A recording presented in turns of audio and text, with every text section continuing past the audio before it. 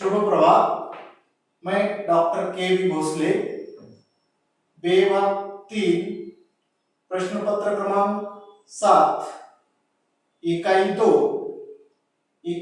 2 के अंतर्गत काव्य के प्रकार, काव्य के गुण और काव्य दोष, इस प्रकार 3 अंतर्गत इकाइयां हैं। तो सबसे पहले काव्य प्रकार के बारे में इसके पहले देख लिया है। अब काव्य गुण के बारे में यहाँ पर अध्ययन करेंगे। काव्य गुणों के बारे में जिस समय देखते हैं तो उस समय मानव से उनका संबंध है। साहित्य का संबंध मानव से है। मानव सामाजिक प्राणी है और सामाजिक प्राणी होने के नाते उसे आपस में विचारों का आदान प्रदान करना पड़ता है, और जब विचारों का आदान प्रदान करना पड़ता है तो उसी समय विचारों का आदान प्रदान करने के लिए भाषा महत्वपूर्ण है। तो इस प्रकार यहाँ जहां भाषा है तो भाषा में मूल जो है वह शब्द महत्वपूर्ण है, और शब्द के साथ साथ उसका अर्थ भी महत्वपूर्ण है। इसलिए काव्य गुण के अंतर्गत भाषा का हर शब्द किसी न किसी अर्थ का वाचक होता है। इसलिए कह दिया है भाषा में शब्द और शब्द का अर्थ, और इसलिए प्रत्येक शब्द का वाचक जो है वह अर्थ होता है। यहाँ शब्दों का प्रयोग जिस समय व्यक्ति करता है तो प्रसंग के अनुकूल विशिष्ट शब्द का प्रयोग विशिष्ट प्रयोजन के लिए करता है। प्रसंग के अनुकूल शब्द का वहां प्रयोग करता रहता है, और कभी कभी प्रसंग के अनुकूल अथवा विशिष्ट प्रयोजन के लिए शब्द का प्रयोग व्यक्ति करता है। इसी कारण मूल अर्थ से अलग अन्य अर्थ भी कभी कभी स्पष्ट होता है। इसका मतलब यहाँ एक ही शब्द का प्रयोजन के हेतु किया गया प्रयोग अलग अर्थ में व्यक्त होता है। इसलिए इसमें शब्द शक्ति यानी काव्य गुणों को देखने के पहले शब्द शक्ति महत्वपूर्ण है। शब्द शक्ति, शब्दों की शक्ति कितनी होती है, शब्दों में सामर्थ्य कितना होता है, यह महत्वपूर्ण है।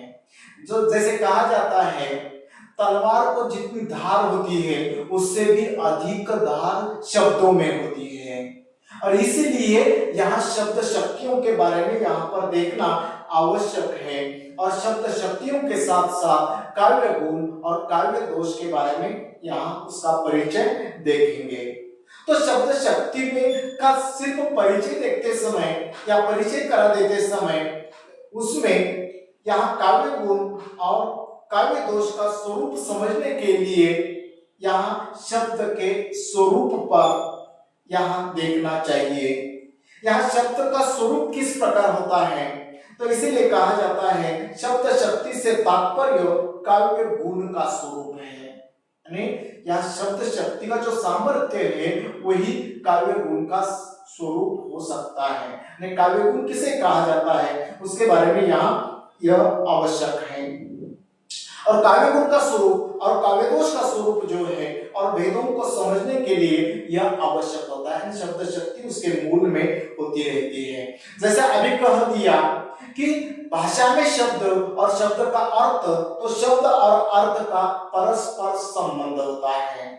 वह एक दूसरे के यहाँ शब्द और अर्थ जो है एक दूसरे के अनुरूप यहाँ होते ही रहते हैं या एक साथ होते हैं। जैसे कहा जाता है जहां काया वहां छाया। आपकी काया जैसे जैसे आगे चलती है, मानव जैसे जैसे आगे चलता है तो उसकी छाया भी उसके पीछे पीछे होती है, उसके साथ होती है। उसी प्रकार जैसे वैसे ही शब्द के साथ उसका अर्थ होता रहता है। तो इसीलिए शब्द और अर्थ का परस्पर संबंध है, और यहाँ सार्थक वर्ण समूह को शब्द कहा जाता है। सार्थक वर्ण समूह इसका मतलब क्या है? सार्थक मतलब उस शब्द से उसका अर्थ निकलना चाहिए। अगर अर्थ नहीं स्पष्ट होता तो वह सार्थक शब्द समूह नहीं होता।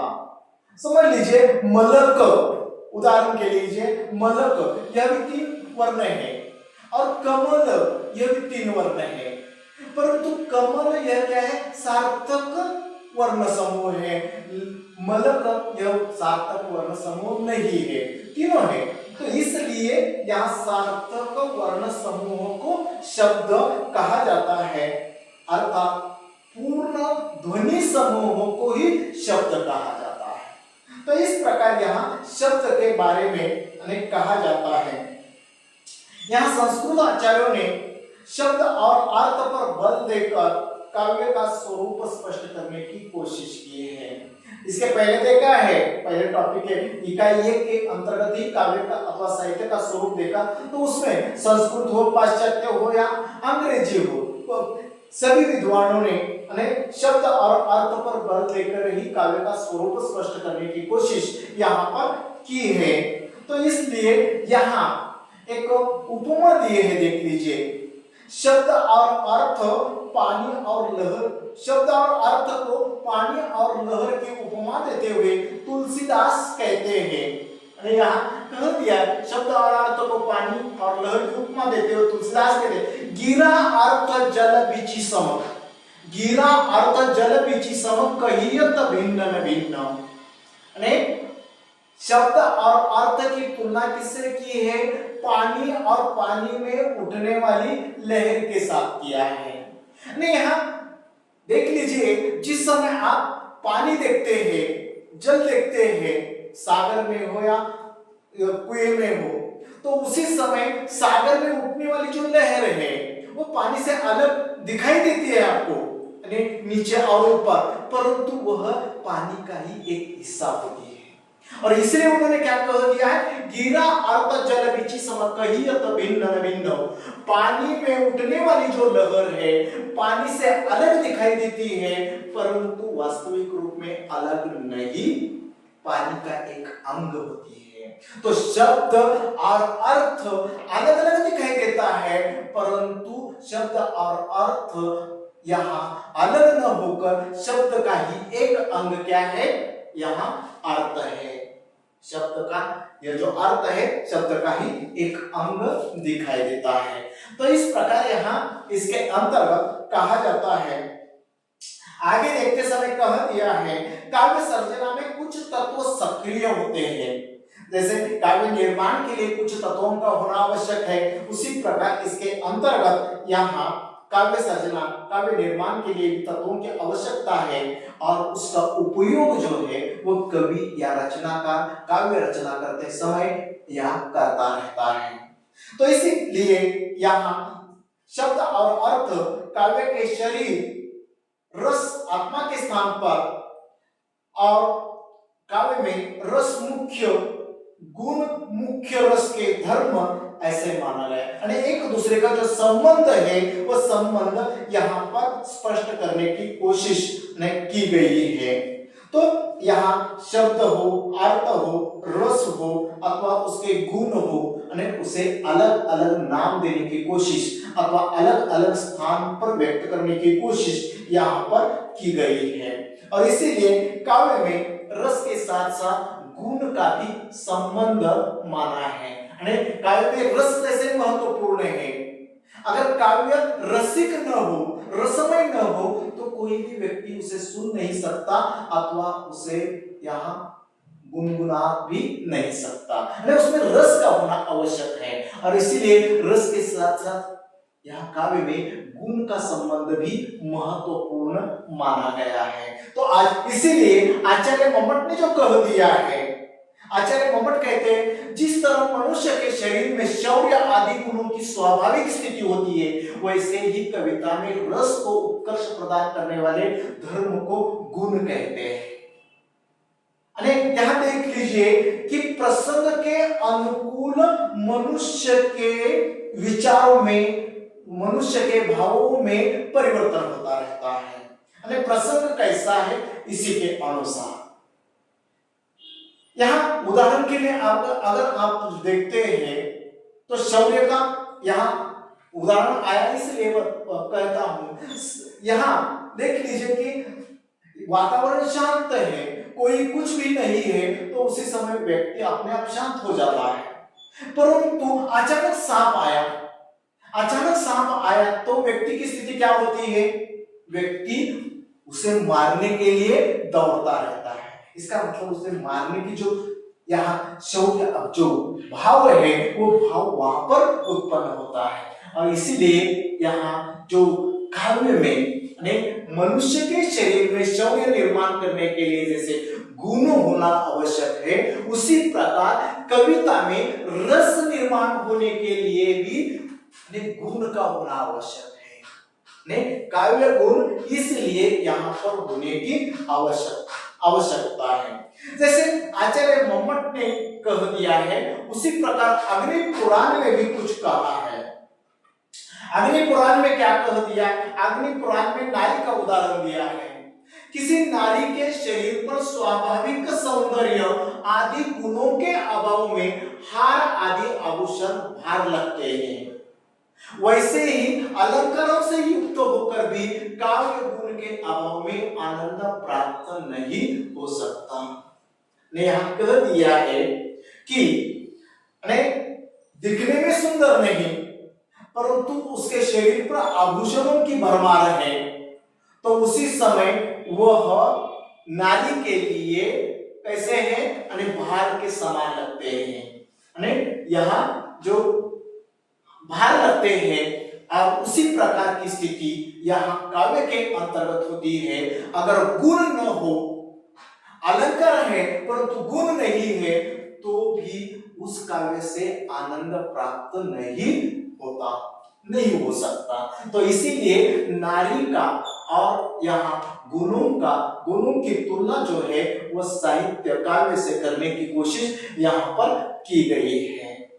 आचार्य दंडी जो है, आचार्य दंडी ने गुण काव्य का प्राण रूप, गुण काव्य को प्राण रूप माना है, गुण यह प्राण के रूप में है। जैसे मनुष्य के शरीर में आत्मा है, आत्मा जिस प्रकार काम करती है शरीर को, मानव को, उसी प्रकार गुण भी काव्य के अंतर्गत काम करता है। इसीलिए आचार्य दंडी ने गुण काव्य को प्राण के रूप में माना है। तो इस प्रकार यहाँ तो सभी विद्वानों ने विचार किया, और सभी विद्वानों ने विचार करने के पश्चात यहाँ काव्य गुणों की संख्या कितनी होनी चाहिए अथवा काव्य में गुण कितने होने चाहिए, तो इसके बारे में चर्चा करते हुए उन्होंने 10 गुण होने की आवश्यकता है ऐसा विचार व्यक्त किया है। जैसे श्लेष गुण, प्रसाद गुण, समता गुण, समाधि, माधुर्य, ओज, सुकुमारता, अर्थ, व्यक्ति, उदारता, कांति। इतने गुणों का होना आवश्यक है, 10 गुणों का होना आवश्यक है। परंतु कई विद्वानों ने, सभी विद्वानों की दृष्टि से 10 गुण साहित्य में होने ही चाहिए, काव्य में होने ही चाहिए कह दिया। परंतु आचार्य मम्मट, दंडी, कुंतल, हेमचंद्र, विश्वनाथ, आनंदवर्धन आदि ने, सभी विद्वानों ने 10 गुणों को स्वीकार किया, होना चाहिए कह दिया। परंतु उनमें से कई विद्वानों ने, कई आचार्यों ने 10 गुणों की तुलना में 3 गुण होने की आवश्यकता है यह स्वीकृत कर दिया है। काव्य में 3 गुण होने की आवश्यकता है यह यहाँ पर स्पष्ट किया है। तो इस प्रकार यहाँ पर काव्य गुणों का जो स्वरूप है, शब्द शक्ति के बारे में जो है यह यहाँ पर विचार व्यक्त होता रहता है। बाद में यहाँ काव्य गुणों के बारे में जो 3 गुण है उसके बारे में यहाँ पर देखेंगे। धन्यवाद।